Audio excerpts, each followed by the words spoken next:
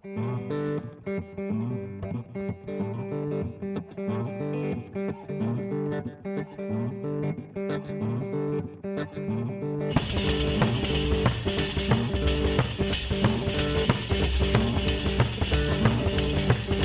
at heart, sick of the wars of men.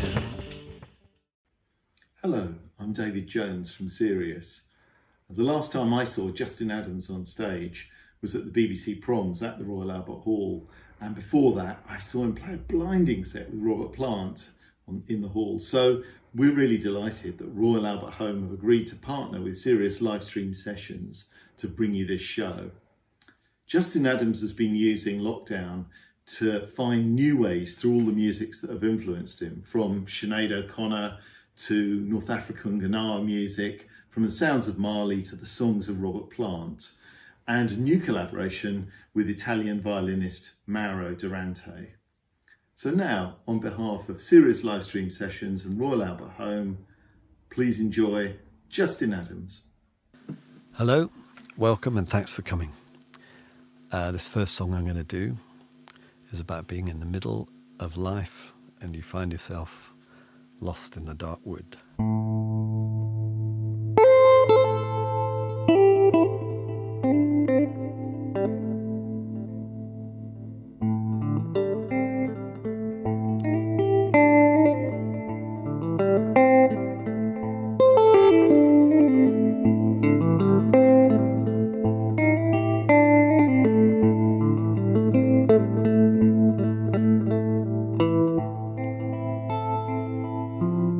A long road ahead,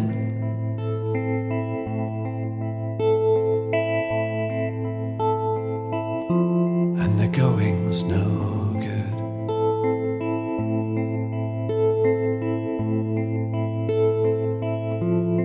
I've come so far now,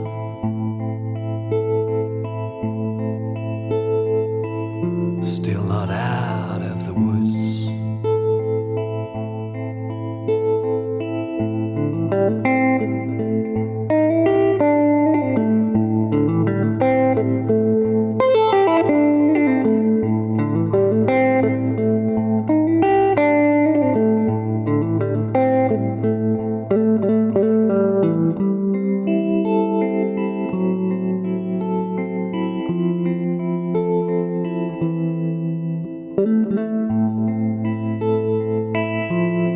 Fear not the dark,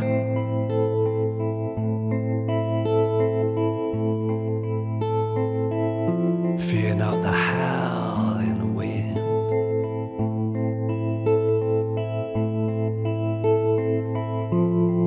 Fear not the darkness, my brother.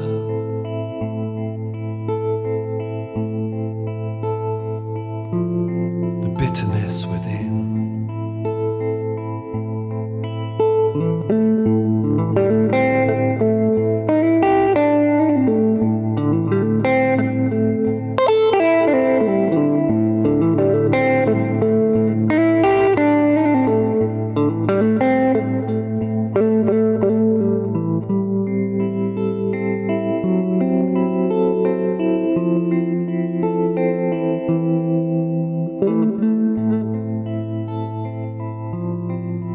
Ya aman,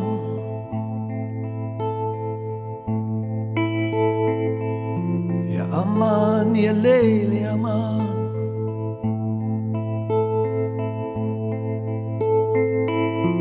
Ya aman, ya leyli aman.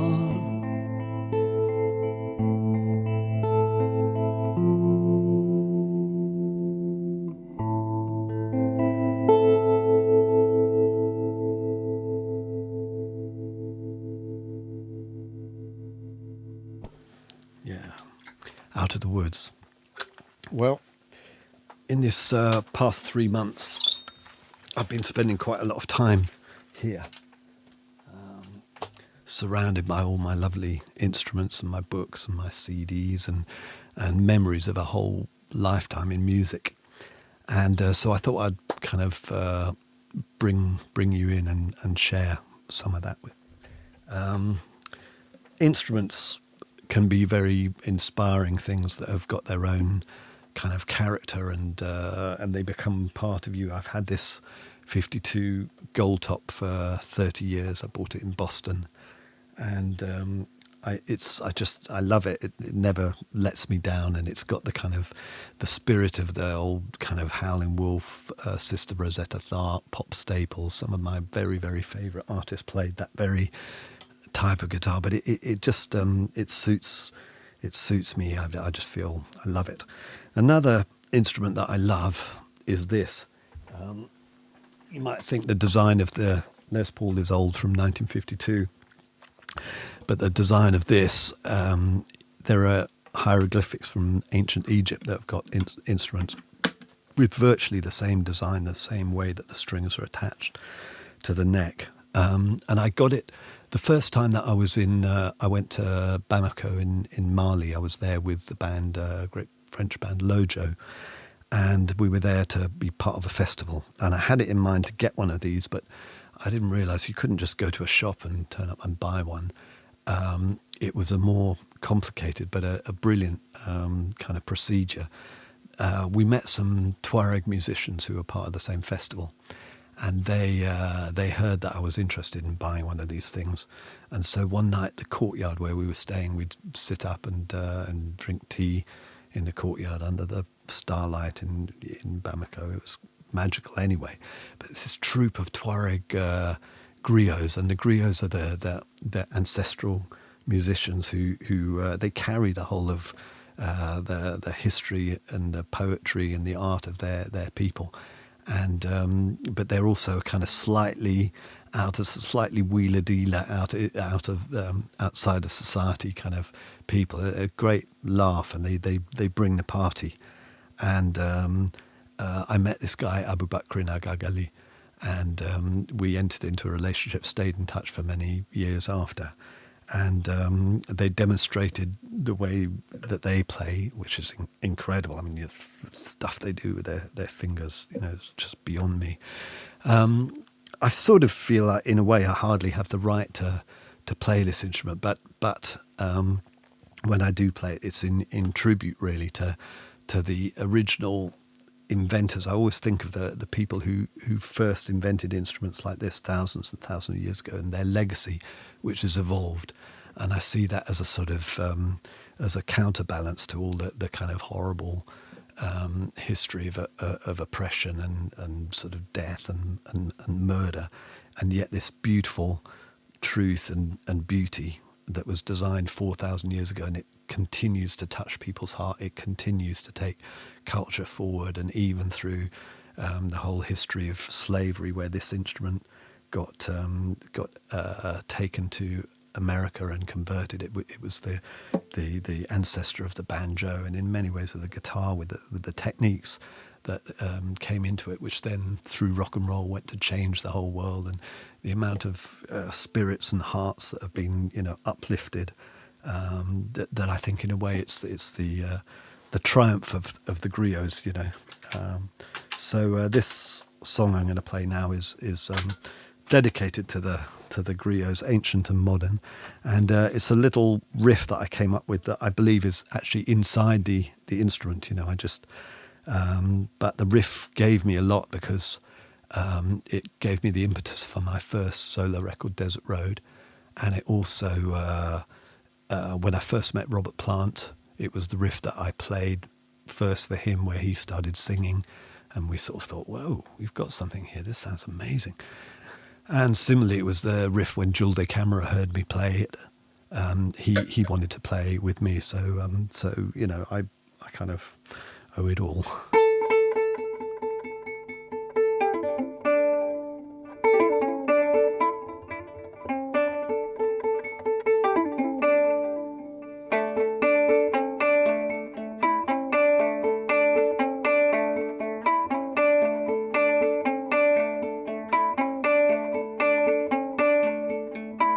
When a dark cloud comes, when a dark cloud come now, when a dark cloud come,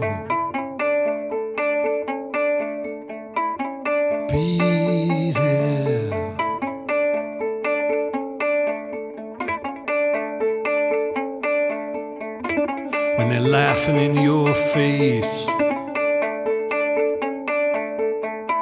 when they're laughing in your face now, when the dogs howl, I'll be there.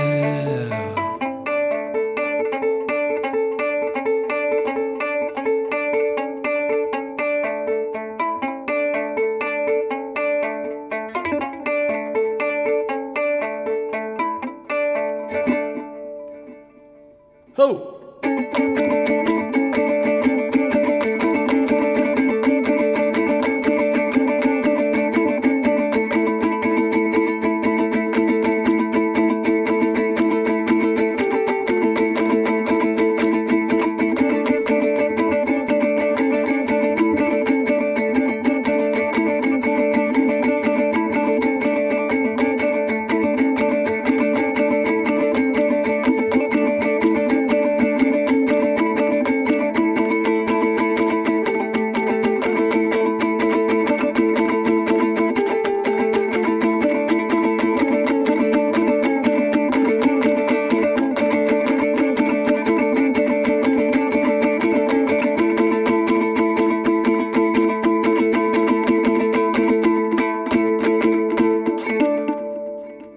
Yeah, that one's dedicated to my friend Julde Camera, the great Gambian Jali, and sending him lots of love. And so I'll go back to the Gold Top now, and back to a time when I was in London, just starting out, and I was playing in that sort of post-punk period and trying slowly to find my own kind of voice in music. And I was playing with a guy called Jar Wobble and listening to lots of dub and funk and beginning to listen to African music and Arabic music and Celtic, all kinds of things. Lots of drones, you know.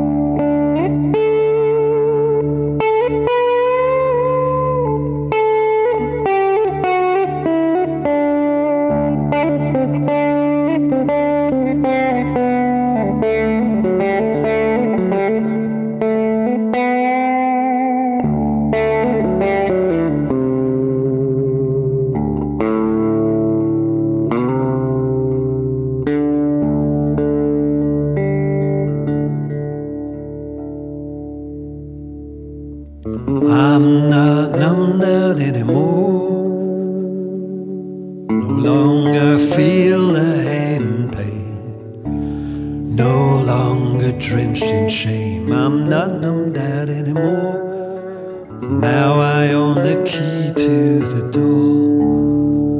The kingdom of heaven lies inside, makes a circle with the turning tide.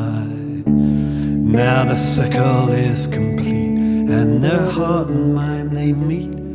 The kingdom of heaven lies inside.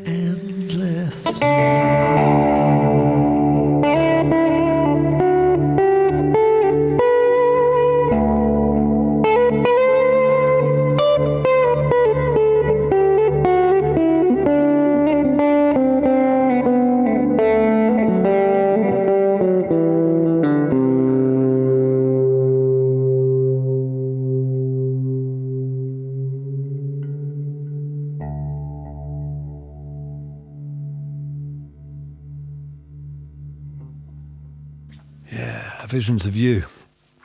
So what I do remember about recording that song was the moment when Sinead O'Connor came and sang on it. And my God, the charisma that she had and that she brought to that song. I think it was the first time I really was in a recording studio, and I just heard how just somebody's presence doing something very simple, just the clarity of her voice and her presence was just, it just sent shivers up your spine, you know, really fantastic, you know. And it was actually with Sinead that I played at the Albert Hall for the first time. I love the Albert Hall. It's my favourite venue in the whole world. It's something to do. I mean, it's in London. If you arrive by the park, you know, you get this sense of event as you come up to the Dome.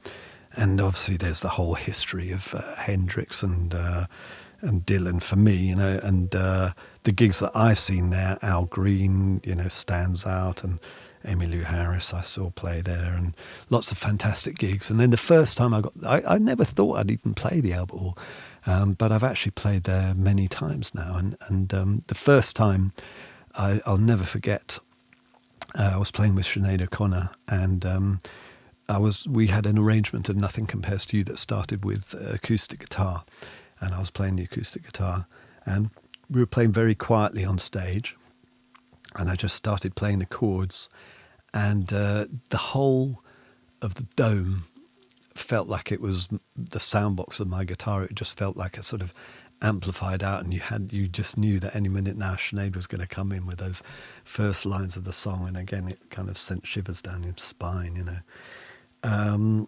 The most recent time I've played at the Albert Hall was I was guesting at the Proms with the Italian band Canzonieri Gracanico Salentino, of whom later, but I'm not really, I don't think of myself as a singer, but I sang this song, and again, you know, we were quite quiet, and I started singing this song, and I just felt so supported by the building and by the people and by the history, the spirit of it, and you know, so both kind of physically and sort of you know, just in the spirit of the Stones, it was kind of quite special. And this is the song that I sang.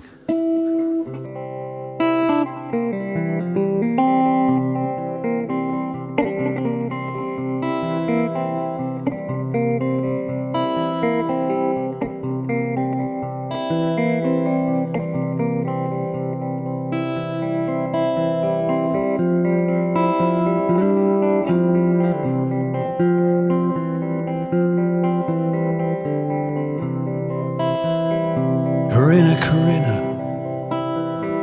gal, we have been so long.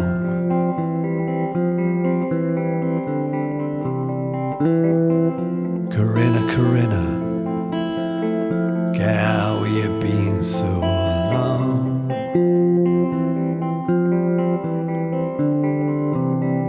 I've been thinking about you, girl. Honey, please come home. I got a bird that whistles, I got a bird that sings.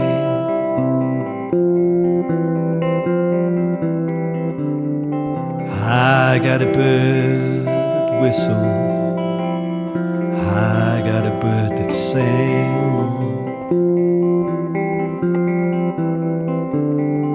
But if I ain't got you, Corinna, life won't mean a thing.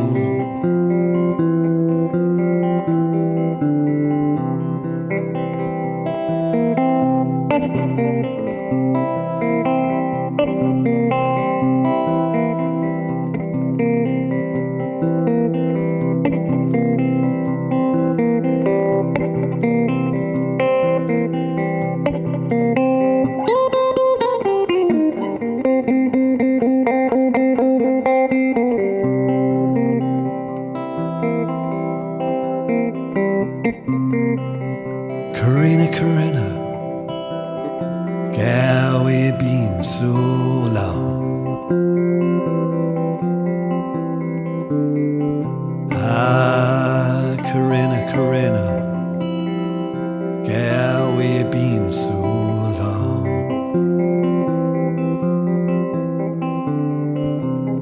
I've been thinking about you, girl. Honey, please come home.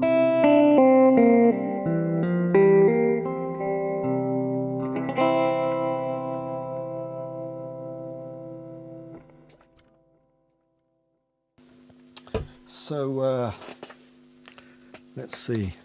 Yeah, I spoke a little bit about my my trip to Mali, and generally, there are certain trips that I've taken that have really sort of brought me a lot as a musician.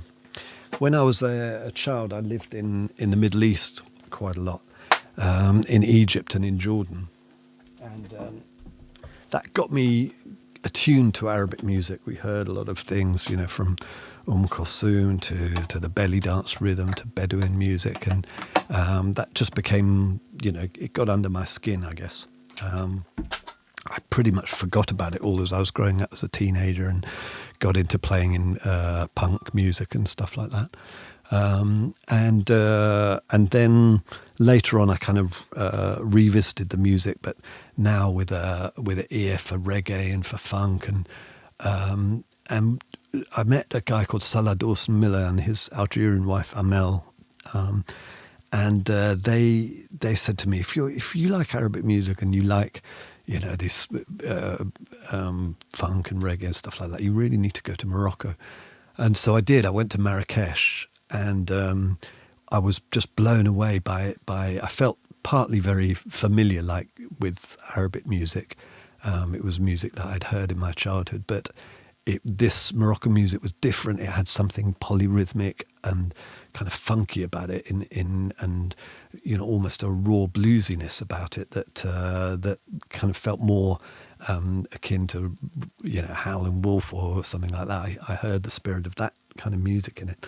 And there was one particular night, and the first time I was there in Marrakesh, we was walking home after a dinner, and we were with a guy who, you know, these young guys who at that time would come up to tourists and say, you know, I want to be your guy. And he was a nice guy, and he told us a lot of stuff about music and gave me my first kind of insights into what was going on in the music scene in Morocco. And we saw this man in white robes walking with a kind of cigar box guitar strapped over his back, and the guide said, "Hey, come to the guy in white. Come and give us a song." And the guy, so for a bit of money, the guy just played this little tune to us late at night, and he played, and the sort of bass tones of his of this 3-string cintier that he played, this that looked to me like a kind of Bo Diddley guitar. He played and he sang kind of under his breath, just this quiet music, and it just felt like the center of everything to me. It felt like this is home music. This is because it had everything in it. It was very physical. It had a kind of sadness in it, but a joy in it at the same time. And it had something that I felt like related to blues, it related to Celtic music, related to African music. It just felt like the centre for me, and so I knew I'd kind of needed to know more about Gnawa music. And so this next song is, I learnt it originally off a cassette from the great Mahmoud Ghania, who I strongly recommend you check out, because you know, he's passed away now, amazing guy. But I've never really known the lyrics, and so I got in touch with another Gnawi that I worked with a few years, and this is a guy, Hamid El Khazri, who picked me up in Rabat when I went to work with him a few years ago in his 4-wheel drive, and he had his mobile phone in one hand and his Sebsi pipe with Kif in it in the other hand, and I was thinking, how are you actually driving the car? But somehow he managed to drive the car very safely, and we arrived and had a very good time. Anyway, I contacted him, and he spoke the lyrics down the phone to me on WhatsApp, and so now I kind of know what the lyrics are. So this next song is dedicated to the masters of Gnawa, and I just got to find the right Masters of Gnawa sound. There it is.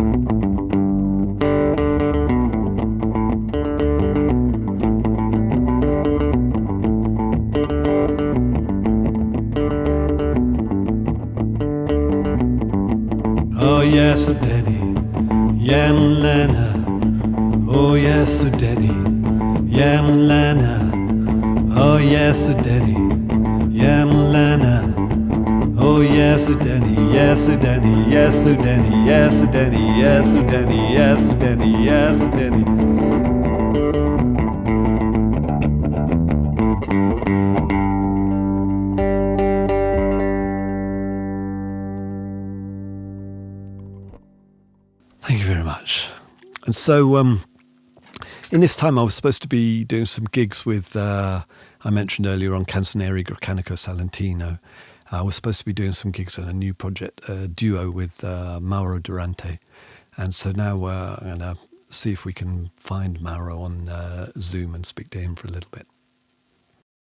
So at this time we were supposed to be playing together, and so this is a kind of second best, but it's a pleasure to see you, and I can't wait to get back to playing together and working on our new project.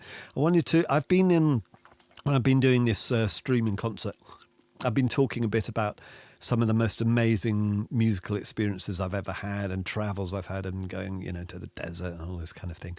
But I really think one of the most incredible things was when I first met you, and I always remember flying out for rehearsals for La Notte di Taranta, this big Taranta festival in the south of Italy. And I didn't know much about your band, Canzonieri Greccanico Salentino. But I walked into a rehearsal room on this steaming hot day in a beautiful southern Italian town. And there was just this coolest bunch of musicians with crazy bagpipes and mandolins and fiddles and these big drums. And I straight away felt so welcomed. And the music I find so soulful and hypnotic and beautiful. And then when we did the concert, it was one of the most amazing concerts I've ever seen. So can you tell me a little bit about Notte di Taranta and Taranta in general? Yeah, I remember that moment very well. When you came in the rehearsals room, I think it was 2011, and that was special because the Notte della Taranta festival is held every year in Salento, in Puglia, where I live. It's a huge festival dedicated to our musical and dance tradition, Pizzica, Taranta, here. And every year they call a sort of musical director from coming from different experiences, they can give its own take on the arrangement and production of the show. And I was very happy and lucky to be the assistant of Ludovico Einaudi for a couple editions. There were 2010 and 2011. In 2011, we wanted to invite you with your colleague Jude Camara, and that was great, really an amazing experience. And yes, we share the same also enthusiasm, because it's one of the memories I'm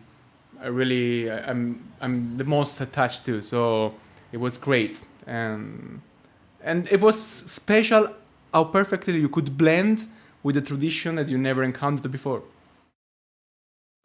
Yeah, I don't know what it felt. It felt like a very familiar music to me, and just so soulful, and it was really beautiful.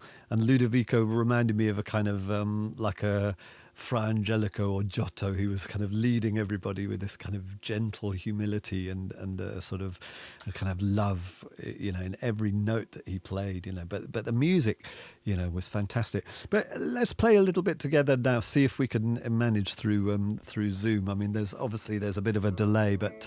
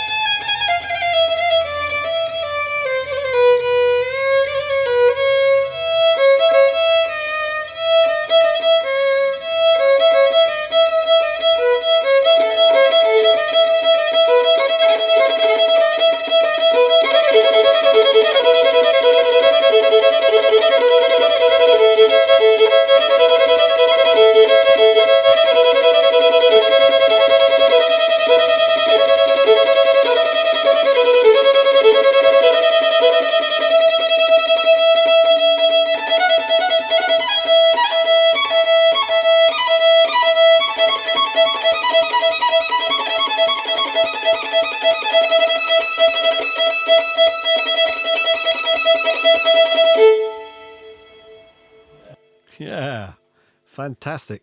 I mean, I think at heart, what really I'm attracted to about your music is it's got this feeling of taking you somewhere, of transporting you, and trance. And in the history of your music, the origins are in trance and healing, isn't it? Yes, you're right. Because this Pizzica music was connected also to a ritual, a healing ritual called Tarantism.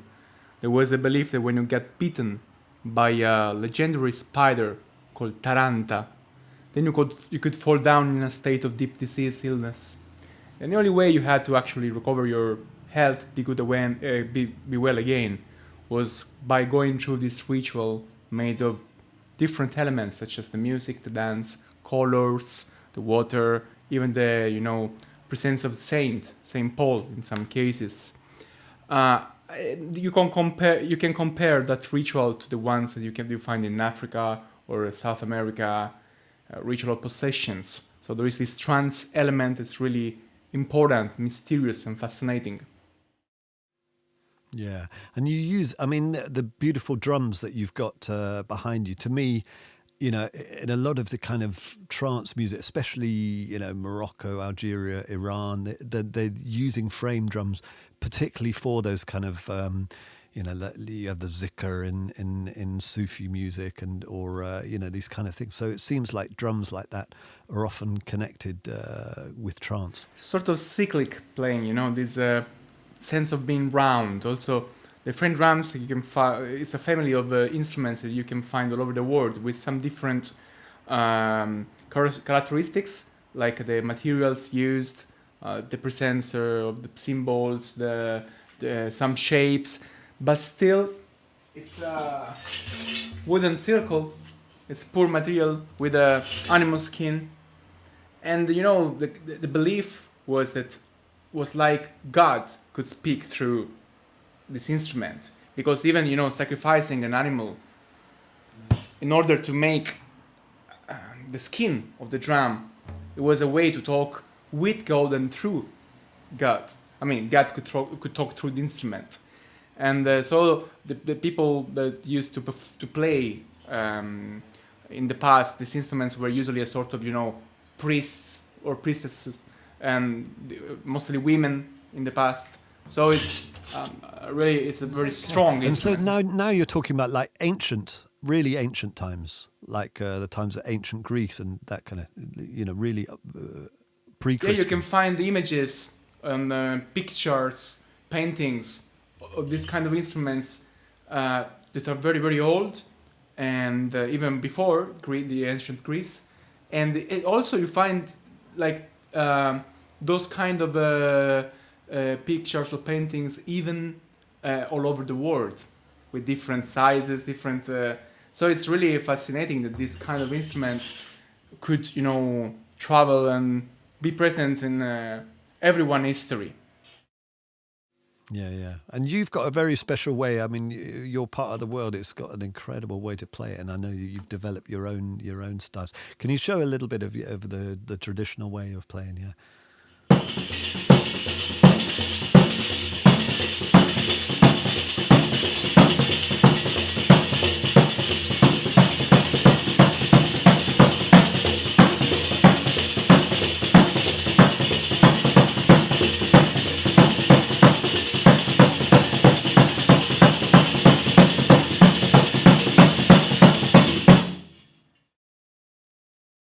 Wow, that's great. Even, you know, across the internet and coming through my silly little computer, coming through Zoom, I can feel the heaviness and of that rhythm. Thank you so much. That's beautiful. There are things that need to be retaken. So us being together, going on tour, experiencing the world face to face, and embracing people and life, and we will. I'm positive we will. We will. Yeah, we will. Yeah. Thank you so much, Mauro, and I can't wait to get back and play with you in person. But this is a very beautiful. Me too, and thank you. Taking the time, and I'll see you. Okay, bye. That was great to speak to Mauro there. The next song I'm going to do is a song that I wrote in those first weird weeks of lockdown when everything was changing. It's called Endless Ocean.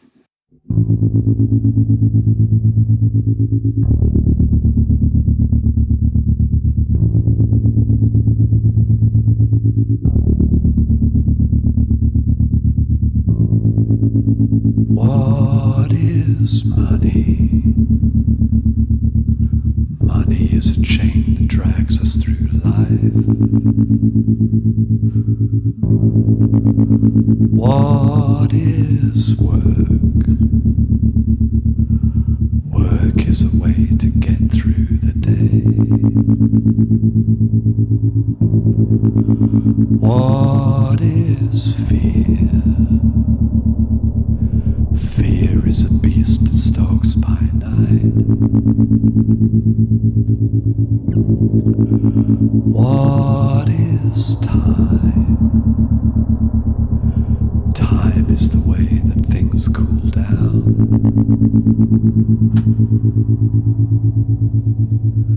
I could fall apart to the wind, falling up into the endless ocean. I could leave no trace, just a speck of dust, this glint of light upon the endless ocean.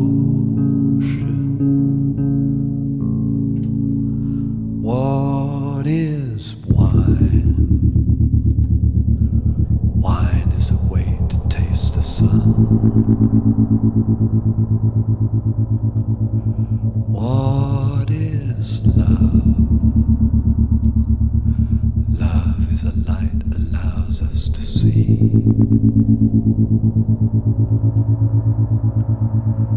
I could fall apart, scattered to the wind, falling up into the endless ocean. I could leave no trace, just a speck of dust, this glint of light upon the endless ocean.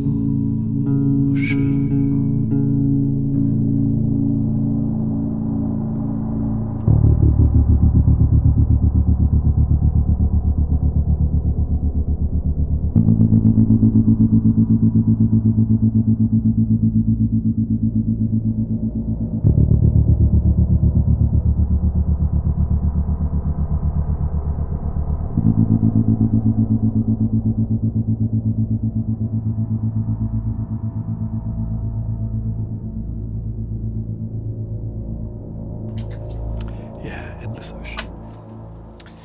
So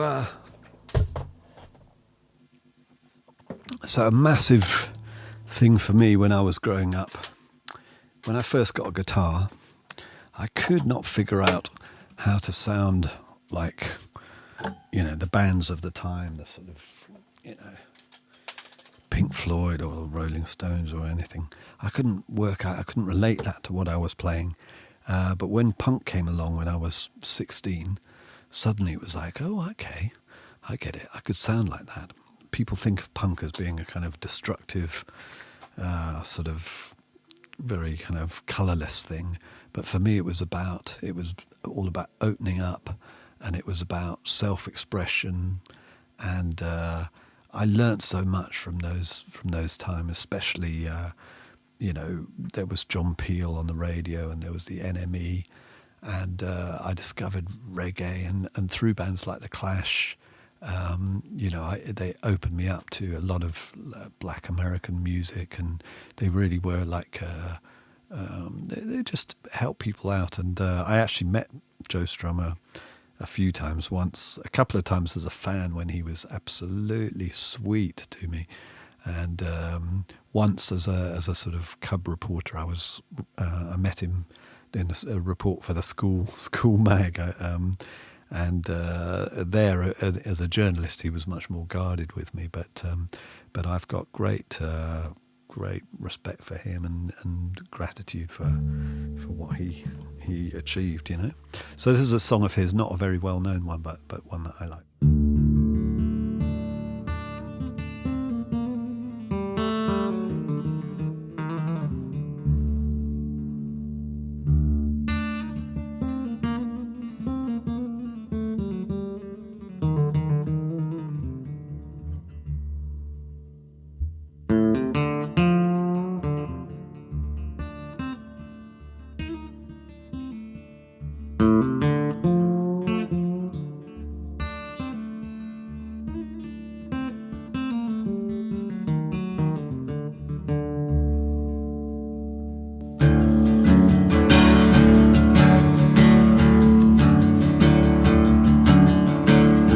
I see a million walk the city mile,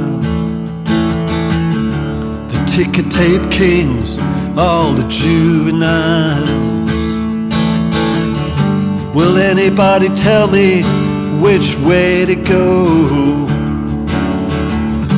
Will anybody come back on the CB radio?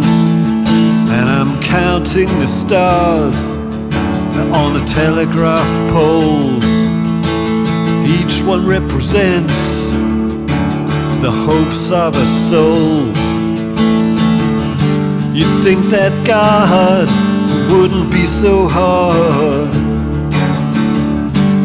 when you see all the children running in the backyard on a Mississippi gourd with a sub-Saharan song.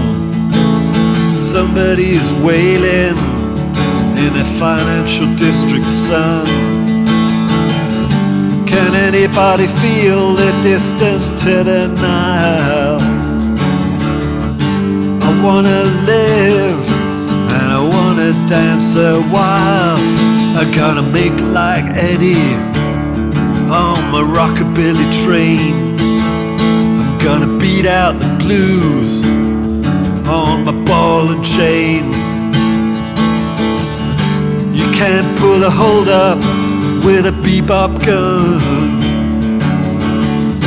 There's people living now who ain't got no heart and ain't never had none. And down on the corner they crawl all day to get a clip of living with the clean on spray. Can anybody feel the distance to the Nile? I wanna dance and I wanna live a while.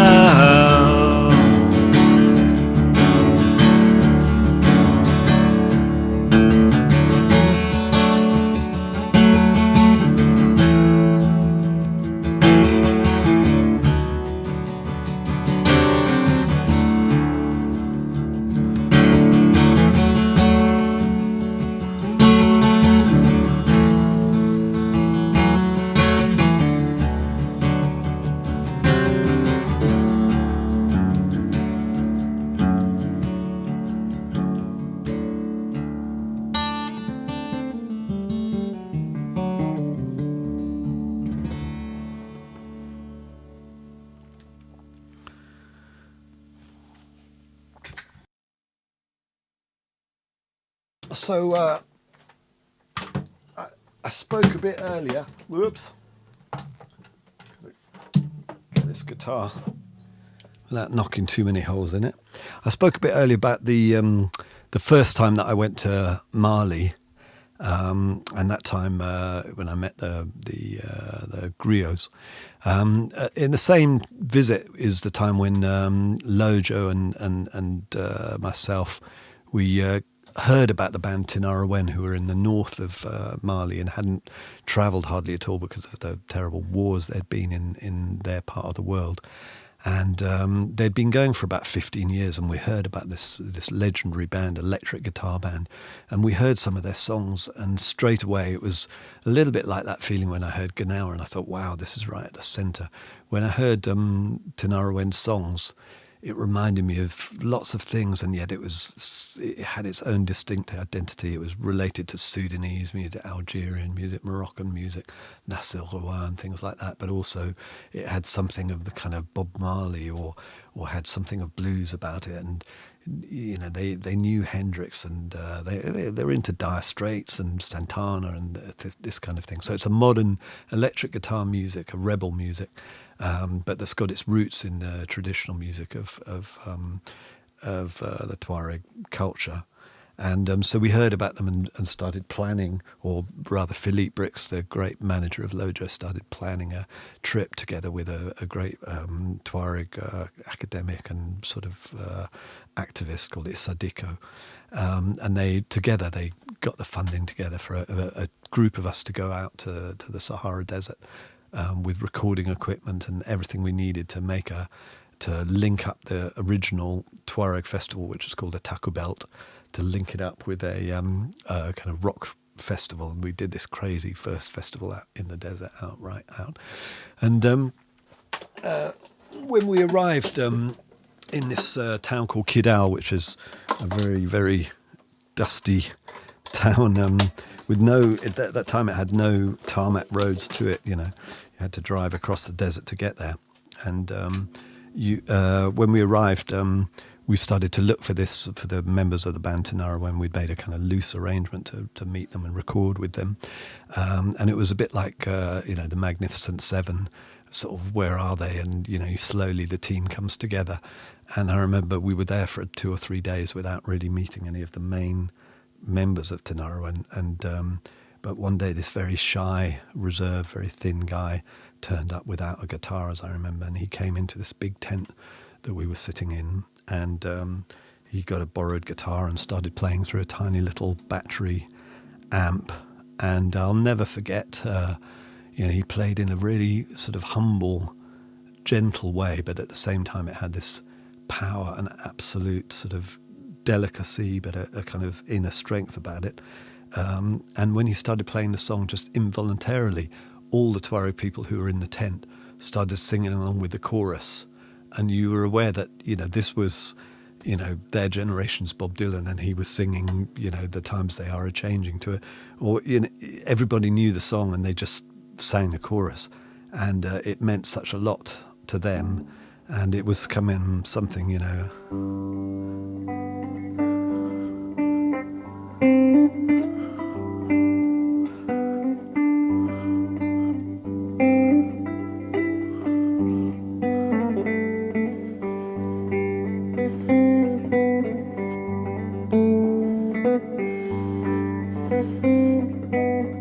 something like that he played, and it just touched me very deeply, especially as a guitarist, to see somebody play like that, and the links that it had with Celtic music, with the blues, with all other kinds of African music, Ali Farka Touré, obviously. So I was entranced, and while I've never tried to exactly, copy that style, I wouldn't, but it's definitely had an effect on me as a guitarist, and I feel so lucky to have met Tanara. So on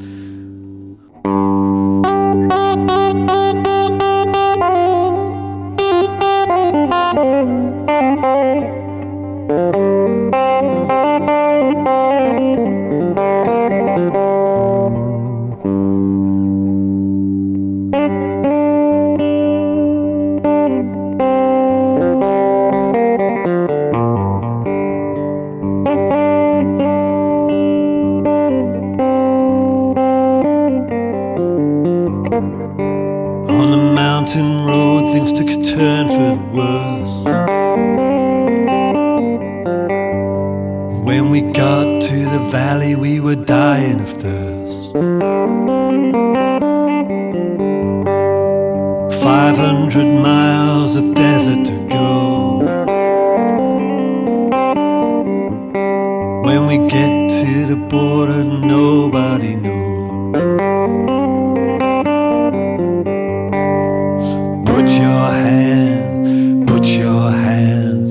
Put your hands into the black earth, boy. Put your hands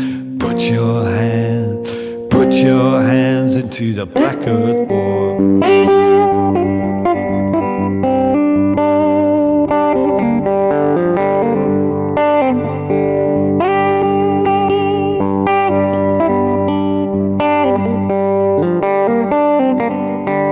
When we got on the boat, the water was black. The waves were crashing, there was no turning back. Well, I thought of my mother and my sister too. Well, the Straits of Gibraltar, they are darker than blue. Put your hands into the black earth, boy. Put your hands into the black earth, boy.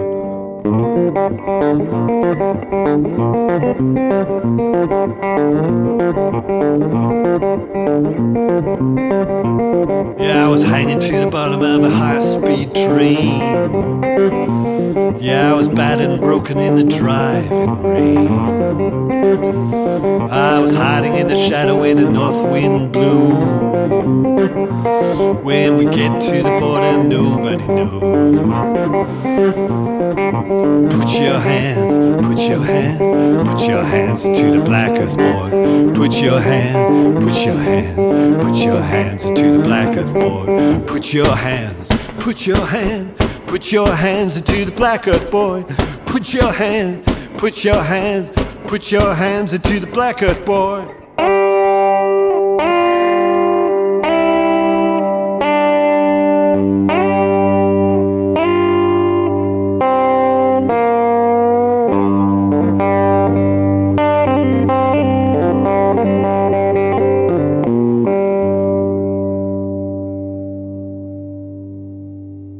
Yeah, the Black Earth Boys.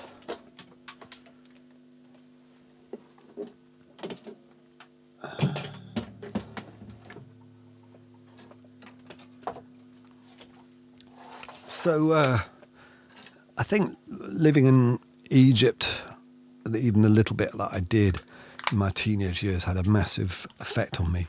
It was the era. I'm just going to have a little sip of tea.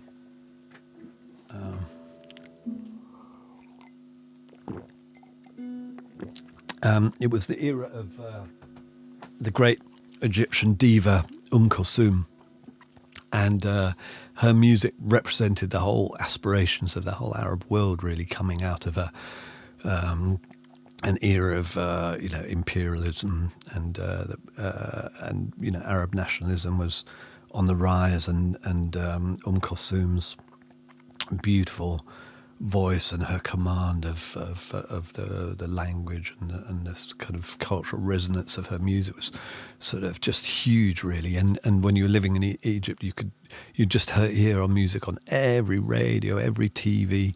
And so I'm going to play a little bit of music from one of her tunes, which and then I'm going to also visit on. I mean, when Arabs are talking about Kulthum, they often use a word called tarab, which means enchantment, I think, or it's the feeling you get when music transports you. And in Kulthum's music is full of this quality of tarab. The Tuaregs talk about asuf, which is kind of longing or nostalgia when it's in music, that feeling of, it's a bittersweet feeling where you feel the pain, but by going through the pain, you transcend and then you feel the exuberance and joy of music. And to me, that's duende is another word from Spain for the kind of spirit in music. And I think blues and soul are where you find it in Black America, and it's the connections between all those things that really has been the kind of running thread through my musical life. And it was such a joy when I started playing with Robert Plant for the first time, because he really gets those connections in the same way that I do. And so in this song, I'm going to sort of visit various things that we visited together and see what happens, really. I'm going to just check that my lovely gold top is coping with this quite hot studio.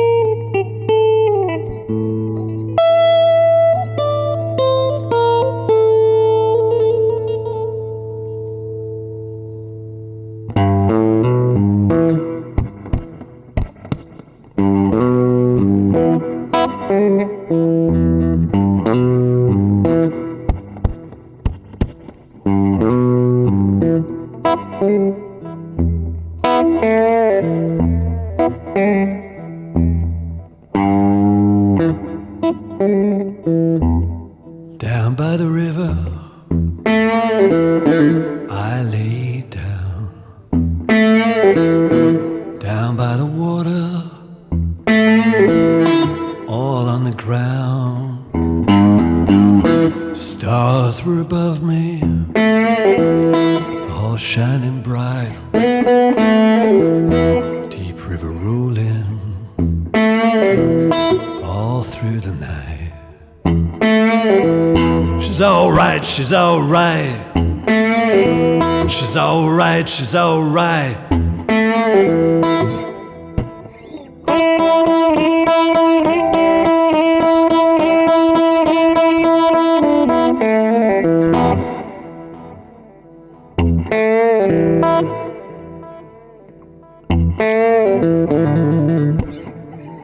You need cooling, baby, I'm not fooling. I'm gonna send you way back for schooling. Oh baby, way down inside. Woman, you need love. Can I give you my love? Can I give you my love? Ooh.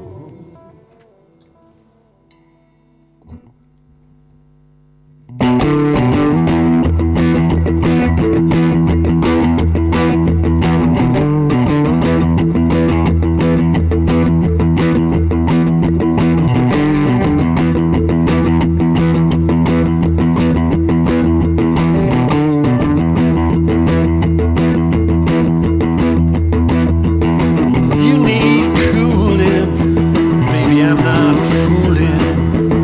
I'm gonna send you back to school, yeah. Way down inside. Can I give you my love? Can I give you my love? Can I give you my love? Whoa, I want a whole lot of love. I want a whole lot of love. Want a whole lot of love. Want a whole lot of love.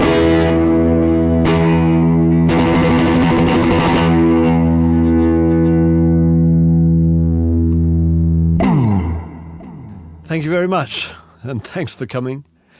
I'd like to say a special big thanks to everybody at Serious, especially David Jones, Beth Sinden, Luke McPherson. A big thanks to the Albert Hall and to all the technical team, to Tom Reeves, Joe Adams and Tim Oliver.